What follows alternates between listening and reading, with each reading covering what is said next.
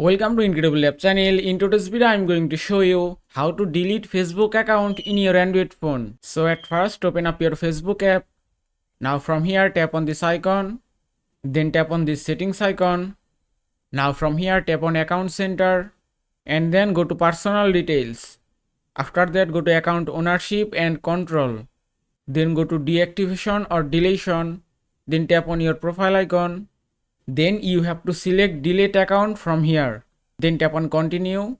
Then choose any reason from here. Then tap on continue again. From here tap on continue once again. Then scroll all the way down. Then tap on continue. Now from here you have to type your current Facebook password. Then tap on continue again. Then tap on delete account to confirm it. Now just give it a moment and it's done. Now your Facebook account has been deleted successfully. Now my account is scheduled for permanent deletion. After 30 days, your Facebook account will be permanently deleted. And that is how you can delete Facebook account in your Android phone. I hope this video was helpful. If it was, please give it a thumbs up and don't forget to subscribe.